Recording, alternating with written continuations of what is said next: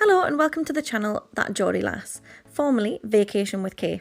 In this video I'm going to give you a 4-day winter itinerary to use in Iceland. So if you've not been before or you're looking for some new ideas, hopefully this video will help. I visit Iceland every year in the winter, and in my opinion this is a great way to pack in as much as possible into your 4-day trip. This itinerary is focused on having a car hired, but you can also do some other things without. So let's jump in. Day 1, what would I suggest that you get up to on your first day in Iceland? First of all, you're going to hit breathtaking for your breakfast. There are a lot of them across the city, so just have a look on Google Maps and find the one closest to you. You'll pay about £5-6 for a pastry here, and they are really famous for their cinnamon buns, which are unbelievable. I personally always opt for a pan au chocolat or a ham and cheese croissant, but all of them are excellent. So your first stop after Brighton Core for breakfast is going to be the Blue Lagoon. Blue Lagoon is one of the man-made wonders of the world, and it is somewhere that should definitely be on your bucket list when you visit Iceland. It's about a 45-minute drive from Reykjavik, so I would suggest you setting off really early and going here first thing, so as soon as it opens, while it's quiet. As the day goes on, it obviously does get busier, and it is open in most weathers as well. Just something to be aware of is that that peninsula has had a lot of volcanic activity recently, so do just make sure that it's open, and you definitely need to book ahead. They also do lots of different packages. I've only ever used the comfort package and I've found it to be completely sufficient. You get a free drink, use of a towel, and you also get a silicone mud mask. You can use the steam rooms, the waterfalls, everything is still included with that comfort package. After you've been to the Blue Lagoon, you're going to go to the Reykjavik lighthouse. Now, many people after they've been at the Blue Lagoon just head straight back to Reykjavik. Now, you are missing out if you do not visit this area. It's really easy to get to in the car, so you can just pop it in your Google Maps and it will take you straight there. And then you can just have a really short walk over to the cliffs. Obviously, just be careful. But the waves that are here are incredible. It is such an amazing spot. And you can also visit the keyboards from the film Eurovision on Netflix as well. So this is where the Volcano Man music video was shot. You probably spend no more than 20 minutes, half an hour here. And then after that, you can move on to the bridge between continents. The bridge between two continents is a small footbridge over a major fissure which provides clear evidence of the presence between the divergent plate margin. The bridge was built, I think it was in 2002, and it's a symbol for the connection between Europe and North America. But this is a really cool stop, definitely somewhere not to miss. The next is Clifvartan, and this is a real hidden gem. Again, it's a really easy area to get to via car, so you can just pop it in your sat-nav and it will take you along a track to it. And the views you get here are absolutely stunning. Like the reflection of the mountains and the hills in the water. It is really beautiful. I've only ever seen it covered in snow, which I think just gives it a little bit something else. But no matter when, I would definitely add this to your list of things to do. Next is fly over Iceland. I recommend that every single person coming to Iceland go and do this first. If anyone asks me what is the must-do thing, I do suggest fly over Iceland. It is simply spectacular. It costs around £35 and it is worth every single penny. So flyover is a ride that you sit on.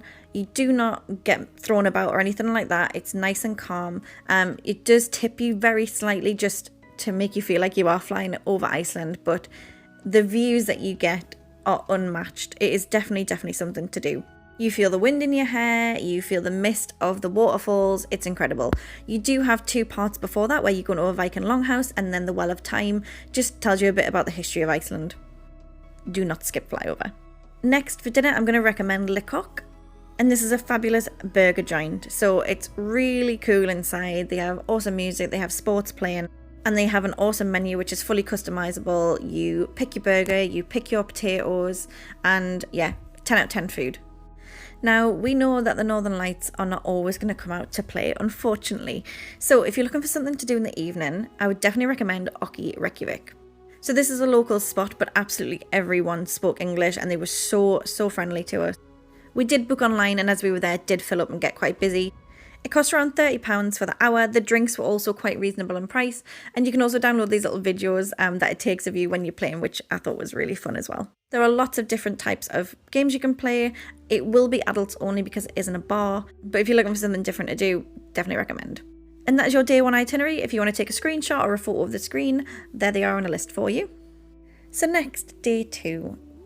Let's jump right in with my recommendations on what you should be doing on your second day. So today you're going to go down the south coast. And for breakfast, you're going to stop at the Almar Bakery. This is another fantastic pastry place. They've got all sorts of local food as well and gifts if you want to buy anything while you're there, but really good stop for food.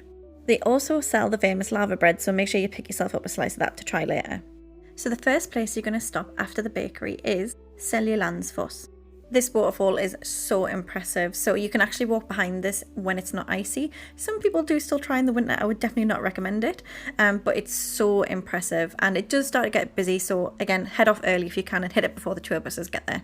Your next stop is going to be Skogafoss. Now this is actually my favourite waterfall of all of them. This one, there's just something really special about it, and in the winter a lot of the time it's frozen right up to it, so you can walk right in front of the waterfall. Again, it does get busy. You can also walk up lots and lots of steps and get a really good viewpoint from the top of this one, but yeah, this is my favourite. Your next stop is going to be Tahele Lighthouse.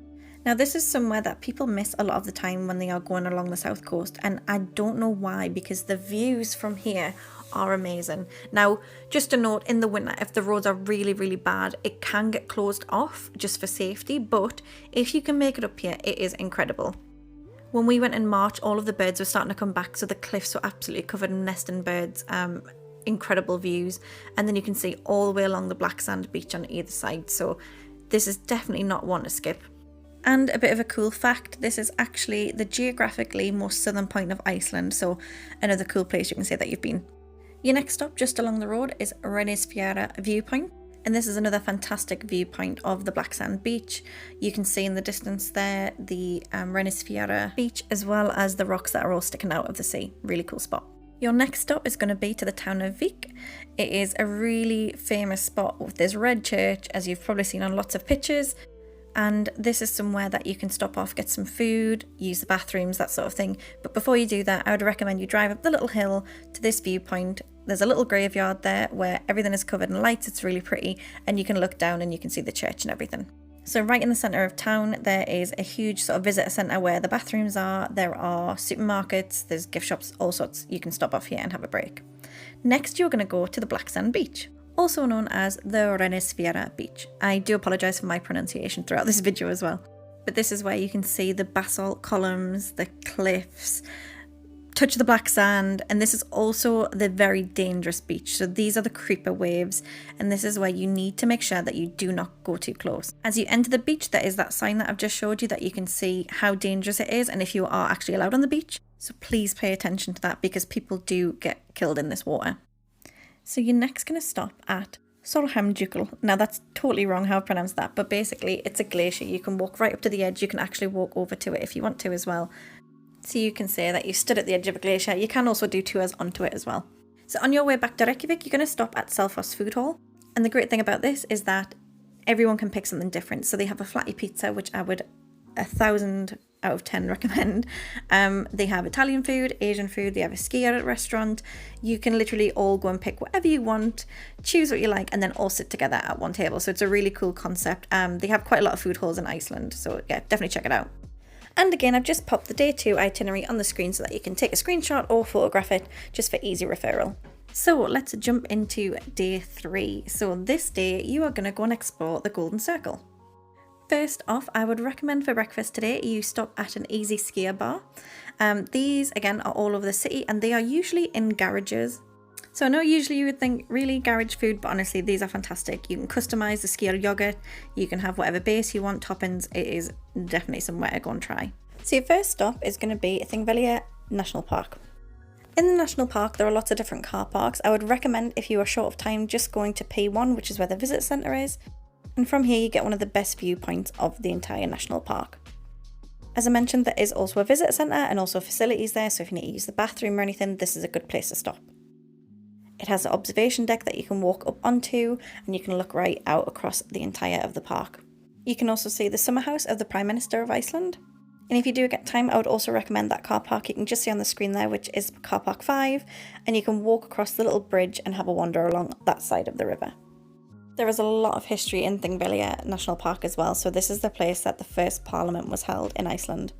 Something else that's really cool about this area is that you can walk between 2 tectonic plates, so between North America and the Eurasian plate.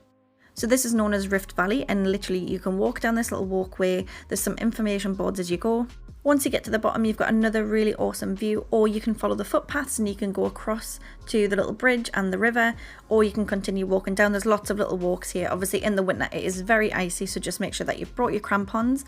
If you're looking for things to pack, I've got another video on that as well.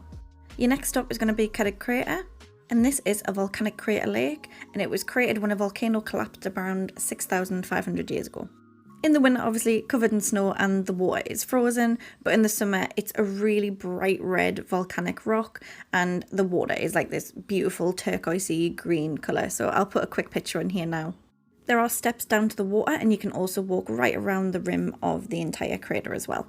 It does cost a few pounds to get in here, but it's definitely worth it, especially if you're going to walk around the edge. It takes around 10 minutes, but yeah, it's a really cool spot. So next I'm actually going to give you somewhere to stop for lunch on the Golden Circle. Now, I know I haven't been giving you lunch recommendations in this video because, you know, you might not want something big, you might just want to grab something small. But in this video, I would definitely recommend that you make a reservation and you stop at Friðhamar. So this is a restaurant inside a geothermal greenhouse. It's a really unique experience. Now, it is not the cheapest of places to eat. However, they do an unlimited tomato soup, which is absolutely what I'm going to recommend that you get. It's unlimited soup, unlimited bread, and it'll cost you around £20 per person. You can also have a wander around the greenhouse as well. They have bee boxes so that you can see the beehives. As you sit and eating, bees may fly over to you. They're not going to hurt you. They are just there to obviously do what they need to do. But it's just a really cool experience, and it's somewhere that I would definitely say to go and do if you're on the Golden Circle. It's the freshest and best tomato soup that you'll ever have in your life. But as I said, they do other things as well. And they have really unique things like tomato beer, tomato coffee. So all sorts of things for you to try. Now, there are lots of experiences out there if you want to go and meet and ride the Icelander courses.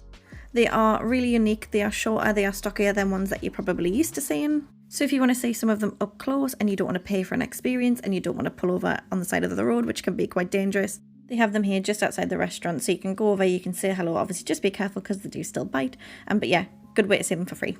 So after lunch you're going to head to Gullfoss. Gullfoss is probably one of the most recognisable waterfalls in Iceland because it's used on lots of programmes about Iceland. Anytime anyone's shown anything to do with that waterfalls, this one's usually shown. But there is a reason for that, and that is because it is absolutely enormous. Pictures do not do it justice. Once you're there, you feel absolutely minute beside it. There are two viewpoints once you're here, and in the summer months or when it's less slippy, you can actually walk quite far down beside it. And this is going to be another one of those places that you can tick off your Iceland bucket list. Your next stop just down the road is going to be the geysers. Just to note though, when you drive from Friðhamar up to the Gullfoss waterfall, you are going to pass through this area. I would recommend that you continue going through, go and see the waterfall, and then head back to the geysers. And the reason for that is because it's got a really big visitor centre, it's got a restaurant, the biggest gift shop, some really awesome Icelandic things. So I would recommend doing that before your long drive back to Reykjavik. But you can safely walk around this whole area. The big one that everyone likes to come and see that erupts really consistently is Strokka. And it goes off every sort of 7 to 10 minutes and it shoots up. It's about half the size of the Statue of Liberty, so it's really impressive. You'll see everyone standing around waiting for that to get that shot of that geyser erupting. And then you're going to head back to Reykjavik, but just to show you how quickly the weather can turn in Iceland, and you must be prepared. This was about 10 minutes after the previous videos, and yeah, freak snowstorm for 5 minutes, but just be careful. So next you're going to head to Sky Lagoon. You must make reservations for this, and this is honestly the highlight of every trip to Iceland for me. People will ask me, should I do Blue Lagoon or Sky Lagoon? Do both if you can. Sky Lagoon is very much a more adult feel. Children over 14 are allowed, but there's just something very special about Sky Lagoon. A huge thing about Sky Lagoon that I really love is their 7-step ritual. So you get to go in their mud house and you go in the sauna, you do a cold plunge, you do a scrub, you do a steam. It's so luxurious and so relaxing, and it's included with your entry here. They have an in-water bar, they have a waterfall. It's honestly somewhere you can spend hours, and if you get the Northern Lights while you're there, then even better. It's not the cheapest thing to do, but these are the packages on screen. I've always used the Saman because you get pretty much everything with it, just private changing rooms on the other one. There's no time limit as well once you're in here, so you can spend as much time as you want. Obviously, make sure that you're drinking plenty of water when you're here, but this is literally the highlight of my trip, as I said, so definitely somewhere I would recommend. If I was going to pick now between Blue Lagoon and Sky Lagoon, I would personally pick Sky Lagoon, but Blue Lagoon is one of those bucket list experiences, so if you can do both, do both. For dinner tonight, I'm going to suggest flatty pizza, which you would have saw in Selfoss Food Hall, but it is that good, and they do have a restaurant or two in Reykjavik as well. Obviously, there are tons of places that you can eat across the city. I'm just giving you a few recommendations based on places that I go back to time and time again. Pizzas are all fresh, made to order, and it's one of the best pizzas you'll ever have, I promise. And there is your day 3 itinerary on the screen if you want to take a screenshot or a photograph. So now we're heading in at day 4, and this is the day that you're going to explore Reykjavik.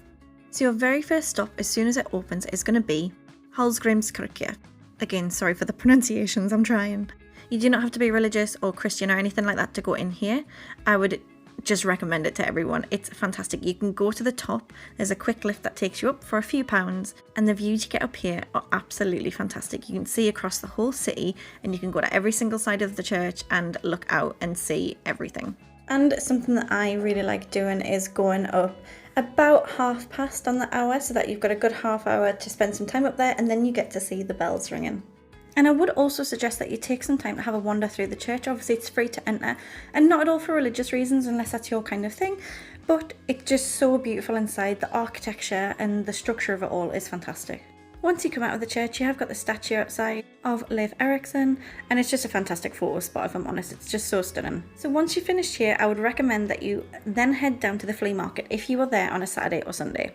So this is a locals market, and they have absolutely everything from fantastic clothing to local artists to vintage vendors. There is everything in here, and also if you want to, you can also try the fermented shark here. Next, this is just a little stop off if anyone loves Vegas as much as I do. Iceland don't have casinos, but they do have a tiny little slot place called Haspena. It's just around the corner from the flea market, so if you're feeling lucky, you know, jump in here, have a little flutter. We won a little bit of money. Nothing to write home about, but yeah, a little fun stop if you like casinos.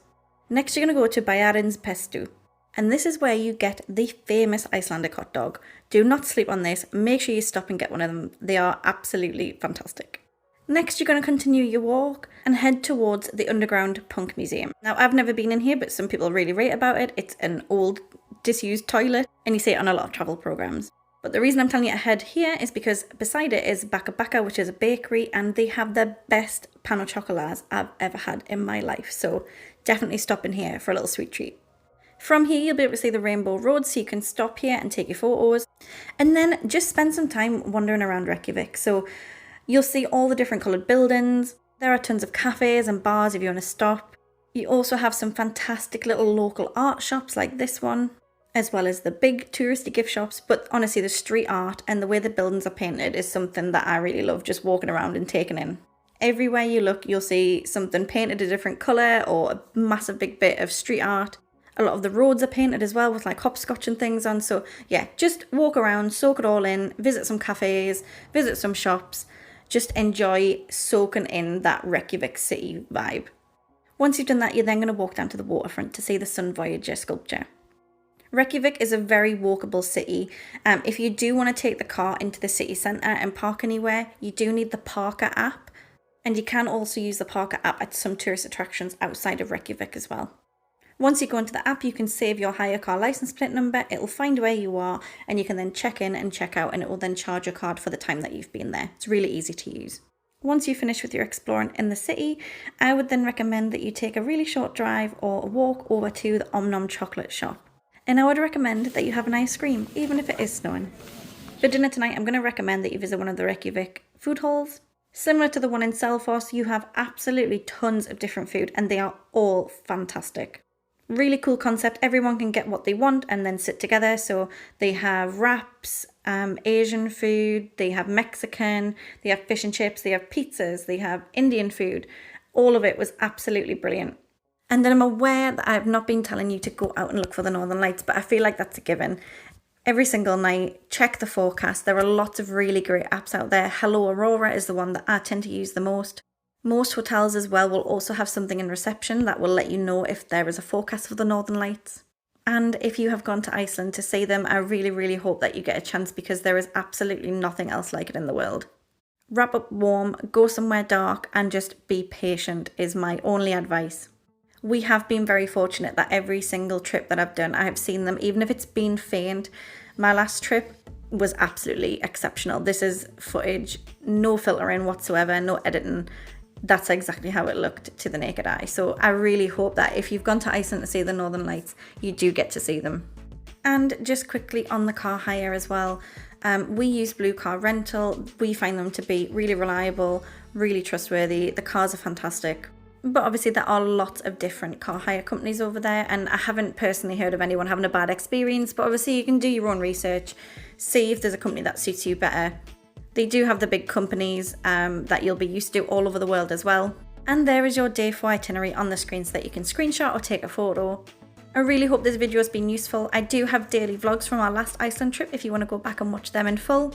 And I do also have a packing video for Iceland as well on my channel, so if you need any tips or tricks on what to take with you. Thank you so much for watching. I would love to hear from you if you have stayed and watched the whole video. If you've enjoyed it, please let me know. Please give a thumbs up. And if you can, please subscribe. It really helps my little channel and it doesn't cost you anything. Thank you so much and see you in the next one. Bye!